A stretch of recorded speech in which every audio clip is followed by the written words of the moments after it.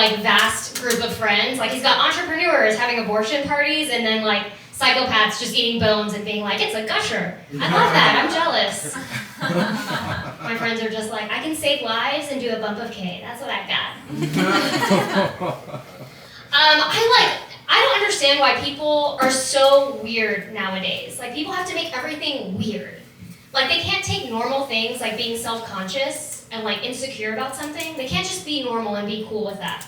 They have to be like, oh, it's a superpower. My anxiety is a superpower. Like, no, you're not Wonder Woman. You're just an anxious person who thinks they can save everybody. That's not the same thing, you know? I'm not a pint-sized person. I'm a short king. No. You can't reach the top shelf in your apartment. I get it. I get the pain, trust me. I thought about mine, though. I'm like, well, what would my superpower be? And mine is that I know you're like, it's being short, obviously. I'm like, well, yes, but I'm a girl, so it's different. No, mine is that I'm Mexican, but I look like a white woman who has a favorite brand of ranch. You know what I mean? Like I say things like, let's skedaddle. And it's not it. I'm Mexican, and it surprises people, and I honestly didn't realize so many people assumed I was white until I moved to LA. I got here and people just started talking to me about their chakras, and I was like, what? Are you saying chanclas? What are we talking about right now? I said Los Feliz, and they were like, oh, babe, it's Los Feliz. Don't try so hard. They don't care.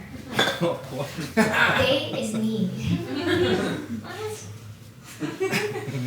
I feel like I look Mexican. You know, I've got brown hair, I wear hoop earrings, I've got eyes that say, like, I am really nice, but if you don't answer my phone call after the first time, I'm gonna stalk your location and I will assume you're dead and show up there.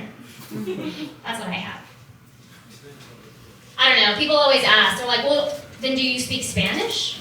I'm like, well, that's rude. Obviously, I do when I'm drunk. I'm fluent in Spanish, are you kidding me? Like, mas tequila, por favor, you know what I mean? Like, I'm that person for the table, I've got it. I always ask, do you speak Spanish? I don't speak Spanish. I'm what people call a no sabo kid. And what that means, if you don't know, front row, a no sabo kid is somebody who is like, you know, Mexican, Spanish, doesn't speak the language, but they grew up in the culture. Like, they get it, you know?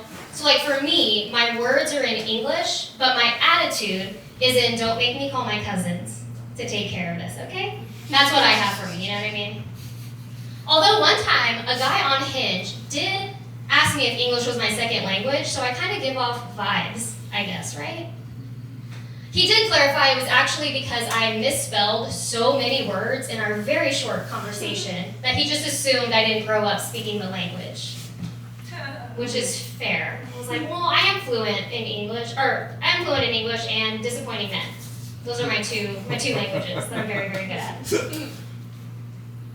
Let's see what else I know. You guys are a couple. Who's single here? Okay, didn't sound enthusiastic like anybody I would try to meet, so that's good. I'm glad I gauged the room. I'm single and I'm dating, and like I want to be in a relationship, and people are like, well, Jessica, you got to go after a certain type of guy. And their advice is like, go after, you know, the CEO type. Somebody who drives a Tesla and plays like racquetball with their buddies from Berkeley on the weekends, you know? Someone who knows the difference between affect and effect. Like, you should go after that kind of guy. Which is fair. I just kind of like miss the mark a little bit with the guys I date. Like, I date guys who join the military to help pay for college. But by college, they mean child support. Like, that's my guys. You know, the ones who say things like, I got a BMW, a big Mexican weenie. I'm like, oh, I should introduce you to my mom.